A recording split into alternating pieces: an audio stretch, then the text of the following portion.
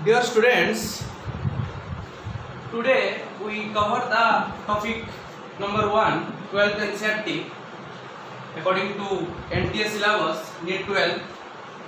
तो हम पिछले क्लास में रिप्रोडक्शन इन ऑर्गेनिज्म के बारे में पूरा डिटेल में वीडियो लेक्चर दिए थे, तो उसको हम एक ओवरऑल कंप्लीट कर रहे हैं टॉपिक को एक कॉन्सेप्ट मैप के हिसाब से। एक कॉन्सेप्ट मैप को लेके हम पूरा टॉपिक को कंप्लीट कर रहे हैं, ठीक है। तो एक बाय एक हम देखेंगे। तो आप लोग जानते होंगे उसमें टॉपिक में क्या था, रिप्रोडक्शन में पहले था लाइफ स्पान। वो तो बहुत इजी है, वो आपको याद रखना पड़ेगा किसका लाइफ स्पान क्या है। लेकिन जो इंपॉर्टेंट चीज है उसमें और एक टर्म आता था क्लोन। क्या आता था? क्लोन। क्लोन क्या होता है?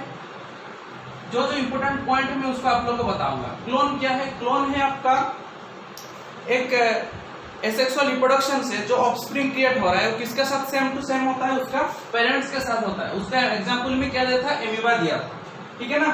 तो आपको उसमें क्लोन एक इंपॉर्टेंट है। जो हम बोर्ड में मैं आपको शो कर रहा हूँ सब आपका वो टॉपिक का इंपॉर्टेंट पॉइंट है। उसके बाद एसेक्सुअल रिप्रोडक्शन क्या होता है? जिसमें आपका कोई भी गैमेट्स का फ्यूजन नहीं होता है, सिंगल पेरेंट रहता है, उसको हम एसेक्सुअल रिप्रोडक्शन कहते हैं।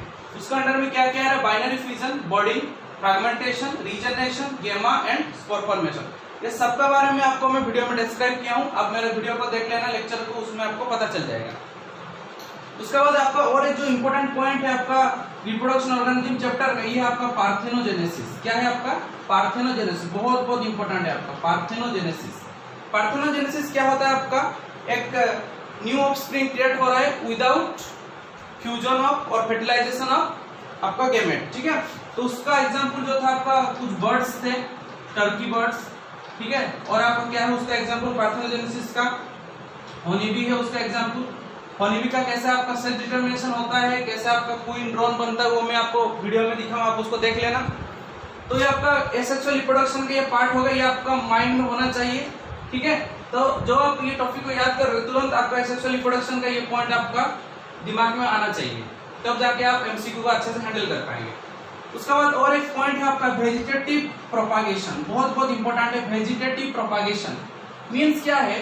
वेजिटेटिव पार्ट जैसे स्टेम, रूट, लीफ से आपका एक न्यू प्लांट क्रिएट हो रहा है, तो उसका रूट से, जैसे आपको मैं बताया था रूट और स्टेम जो है उसमें बच्चे कंफ्यूज आते हैं। रूट में आपका क्या होता है? रूट का एग्जांपल उसका आता है आपका स्वीट पोटैटो, और स्टेम का मॉडिफिकेशन में क्या आता है आपका नॉर्मल पोटैटो, उसमें कंफ्यूज कर देता है।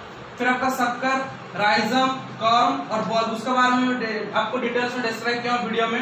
शक्कर का एग्जांपल क्या होगा, राइजम का एग्जांपल क्या होगा, राइजम का आपका एग्जांपल क्या आएगा? अदरक वगैरह आएगा, ठीक है, गिंगर वगैरह, टर्मरिक वगैरह। शक्कर में आपको क्या आएगा? बनाना वगैरह आएगा। कर्म में आपको कोलाकासिया आएगा, और बल्ब में आपको क्या आएगा? ऑनियन आएगा, ठीक है। उसके बाद आपका और भी एक बल्बिल है, बल्बिल, जो कि एग्जांपल में आपका एगेव आता है बल्बिल। यहाँ पे एनसीईआरटी बुक देख लेना, आपको पूरा पॉइंट टू पॉइंट आपको पूरा मिल जाएगा। क्रीपिंग स्टीम में रनर आ रहा है, स्टोलन आ रहा है, ऑफसेट। यही ऑफसेट में बच्चे कंफ्यूज रहते हैं। ऑफसेट क्या है? एक्चुअली ऑफसेट जो है आपका टेरर ऑफ बेंगल, जो कि आपको किसमें आ रहा है? ऑफसेट में आ रहा है। वाटर हाइसिनिन, ये प्रीवियस क्वेश्चन पूछ चुका है, इसलिए आपको मैं बता रहा हूँ। रनर में आपका जो आपका साइनोडोन है, मतलब आपका जो क्रीपिंग मतलब कंप्लीट रन हो रहा है हॉरिजॉन्टली, इसके साथ आपका जो ये मतलब लैंड के साथ जो हॉरिजॉन्टल रन हो रहा है उसका हम क्या बोल रहे हैं? रनर। साइनोडोन मतलब आपका जो ग्रास वगैरह। स्टोलन में आपका क्या है? स्ट्रॉबेरी आ रहा है। आपको बहुत सिंपल से ट्रिक्स वाइज याद रखना है। स्टोलन एस आ रहा है तो स्ट्रॉबेरी आ रहा है एग्जांपल, ठीक है। तो ऑफसेट में क्या हो रहा है? आपको वाटर हाइसिनिन, जिसको हम क्या बोलते हैं? टेरर ऑफ बेंगल बोलते हैं, उसका एग्जांपल है ऑफसेट का। उसके बाद एरियल स्टीम आ रहा है, इसमें क्या आ रहा है? सुगारकेन आ रहा है आपका, और क्या आ रहा है? फाइलाकोरस अपुन्सिया, जो कि आपका डिजर्ट में ये प्लांट मिलता है, अपुन्सिया। तो आपको ये दिमाग में होना चाहिए वेजिटेटिव प्रोपागेशन अंडर में ये सब चीज आ रहा है। स्टेम, रूट मॉडिफिकेशन, शक्कर, rhizome, corm, bulb, bulbil, runner, stolon, offset, ठीक है। तो आपका वेजिटेटिव प्रोपागेशन खत्म हुआ। और एक पॉइंट तरफ हम बढ़ जाते हैं। अगर हम बात करेंगे सेक्सुअल रिप्रोडक्शन का तरफ, उसमें आपका क्या क्या फेज आ रहा है? प्री फर्टिलाइजेशन फेज आ रहा है, फर्टिलाइजेशन फेज आ रहा है, और पोस्ट फर्टिलाइजेशन फेज आ रहा है। प्री फर्टिलाइजेशन में क्या होता है? आपका गैमेट बनता है। तो गैमेट जो बन रहा है उसको अगर हम फीमेल का केस में बात करेंगे तो उसको हम क्या बोलेंगे? ओजेनेसिस। मेल का केस में बात करें तो उसको क्या बोलेंगे? स्पर्माटोजेनेसिस बोलेंगे। क्लियर? ओजेनेसिस और स्पर्माटोजेनेसिस ऑलरेडी मैं बता चुका हूं, जिसमें एसआईएस लास्ट में होगा, वो आपका क्या है? वो आपका कुछ फॉर्मेशन कर रहा है, हाँ कि नहीं?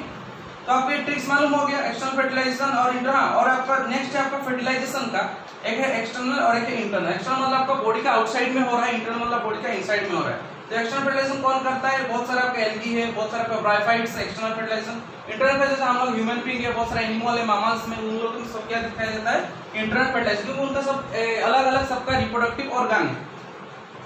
तो प्री फर्टिलाइजेशन स्टेज में आपको मैं बता दिया गेमेट ट्रांसफर हो रहा है, ठीक है। और क्या हो रहा है आपका गेमेटोजेनेसिस। तो गेमेट ट्रांसफर जो हो रहा है उसका अलग अलग मेथड है। पॉलिनेशन मेथड में आपका अगर फ्लावर प्लांट की बात करूं पॉलिनेशन होता है, जो आपका वाटर में उसको बोलते हैं हाइड्रोफिलिक, जो आपका एनिमल कर रहा है उसको बोलते हैं एनिमोफिलिक, ठीक है। जो आपका इंसेक्ट हो रहा है उसको बोलते हैं एंटोमोफिलिक। तो अलग अलग सबका मतलब वे ऑफ पॉलिनेशन ट्रांसफर किया जाता है। तो पॉलिनेशन ट्रांसफर आपको मैं पिछले वीडियो में बता चुका हूं, transfer of pollen grain from anther to stigma known as pollination. तो आपको इसके बारे में आइडिया हो गया गेमेट ट्रांसफर। फर्टिलाइजेशन का आपको मैं बता दिया एक्सटर्नल इंटरनल फर्टिलाइजेशन होगा। तो पोस्ट फर्टिलाइजेशन जैसे आपका फर्टिलाइजेशन हो गया, दो गैमेट्स फ्यूज हो गए, तो क्या बनता है बेटा? जाइगोट बनता है। जाइगोट क्या है आपका? डिफरेंट स्ट्रक्चर है 2 तो अगर जाइगोट बनेगा तो जाइगोट क्या होगा? और जाइगोट बनेगा और क्या बनेगा? एम्ब्रियो बनेगा। तो जाइगोट और एम्ब्रियो के बारे में अगर मैं प्लांट केस पे आप लोग को लेके चले जाऊं तो जाइगोट आपका क्या फॉर्मेशन कर लेता है फ्यूचर में? जाइगोट आपको क्या फॉर्मेशन करता है? एम्ब्रियो फॉर्मेशन कर लेता है। तो आपका वो जो एम्ब्रियो जो है वो आपका एम्ब्रियोजेनेसिस बोला जाता है, फॉर्मेशन ऑफ एम्ब्रियो, ठीक है। तो उसके बाद आपका अगर मैं ह्यूमन बीइंग की बात करूं तो जाइगोट के बाद आपका अलग अलग सब स्टेज आते हैं, मोरुला, ब्लास्टुला, आपका ह्यूमन रिप्रोडक्शन में डिटेल आपको बताऊंगा। तो आपका अगर मैं प्लांट के केस में बात कर लूंगा तो आपका जो जाइगोट है क्या बना देगा? एम्ब्रियो बना देगा। जो आपका जो ओव्यूल है वो क्या बना देगा? सीड बना देगा। जो आपका ओवरी है वो क्या बना देगा? फ्रूट बना देगा। तो आपको ये 3 पॉइंट में याद रखना है। जो आपका जाइगोट है वो आपको प्लांट के केस में क्या बना देगा? एम्ब्रियो बना देगा। जो आपका ओव्यूल है वो क्या बना देगा? सीड बनाएगा। जो आपका ओवरी है वो क्या बनाएगा? फ्रूट बनाएगा, ठीक। तो ये 3 पॉइंट आपका माइंड में होना चाहिए, पूरा कार्बन कॉपी होना चाहिए आपका ये 3 पॉइंट माइंड में। उसके बाद थोड़ा बहुत हम आपको गैमेट्स के बारे में बता दें, आइसोगैमेट्स और हेटेरोगैमेट्स के बारे में, ठीक है। ये टर्म आपको मैं बता दूंगा अभी।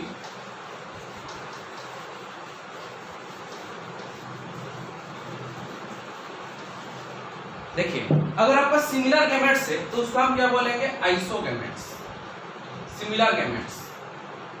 और आपका सिमिलर गैमेट्स नहीं है उसको हम क्या बोलेंगे? हेटेरोगैमेट्स।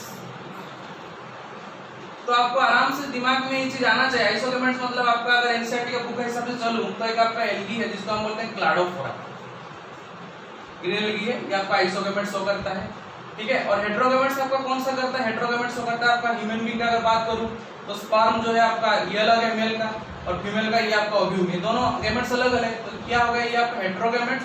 क्लाडोफोरा का एग्जांपल है तो वो क्या हो गया? आपका आइसोगैमेट्स, ठीक है। तो ये एग्जांपल आपको दिमाग में होना चाहिए। और उसके बाद आपका मेल फीमेल एक ही साथ है, मेल फीमेल आपका एक ही ऑर्गन में मतलब एक ही ऑर्गेनिज्म में हो रहा है तो उसको हम क्या बोलेंगे? हार्माफ्रोडाइट, हार्माफ्रोडाइट बोलते हैं।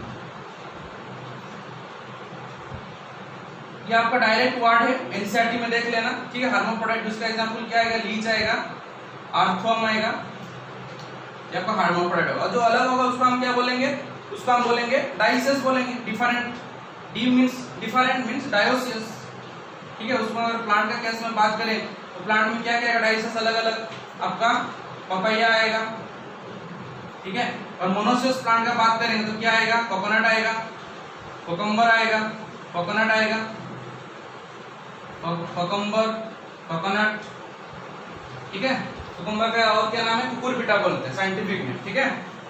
तो ये आपका ये चीज आपको दिमाग में होना चाहिए, ये मैप आपको दिमाग में आना चाहिए जब आपके टॉपिक में कुछ क्वेश्चन आएगा। उसके बाद हम बात करते हैं, आपको मैं पिछले वीडियो में बताया था डिफरेंस बिटवीन ओस्ट्रोसाइकिल और मेंस्ट्रुअल साइकिल, वीडियो को मैंने देख लेना, उसमें मैं क्लियरली आपको 3-4 पॉइंट दिया हूं, ठीक है। इसमें आपको मेंस्ट्रुअल साइकिल क्या है, मेंस्ट्रुअल साइकिल प्राइमेट में शो हो रहा है, और आपका जो ये जो आपका एस्ट्रोसाइकिल वो क्या पे शो हो रहा है? आपका नॉन प्राइमेट में शो हो रहा है। तो प्राइमेट्स का भी एग्जांपल मैं दिया हूं वहां पे, चिंपांजी हमारा मामल्स का अंडर में जो आ रहा है, और नॉन प्राइमेट में आपको डॉग्स दिया हूं, काव दिया हूं, ठीक है। वो सब आपका नॉन प्राइमेट में आ रहा है। तो ये ओवरऑल आपका एक टॉपिक का पूरा आपको मैं डिस्कशन ओवरऑल आपको दिखाया कैसे क्या पॉइंट है, आपको माइंड में होना चाहिए, तब जाके आपको कोई भी एमसीक्यू आएगा तो आप उसको अच्छे से अटेंड कर पाओगे, क्योंकि आपका हर एक क्वेश्चन आपका नीट के लिए इंपॉर्टेंट है। मैं आपको आपका उसका भी डिटेल्स में जो भी सब्जेक्टिव ऑब्जेक्टिव होगा मैं उसको अपलोड कर दूंगा, ठीक है। तो आप उसमें आसान से इस चीज़ को आप बहुत जल्दी इजीली उसको कैप्चर कर पाएंगे। तो ये आपका एक मान के चलिए कॉन्सेप्ट मैप था जो कि आपको इजी होगा, एक ही वीडियो में आप सब कुछ आपका टॉपिक का कंप्लीट चीज आप आराम से समझ पाओगे। ठीक है, थैंक यू।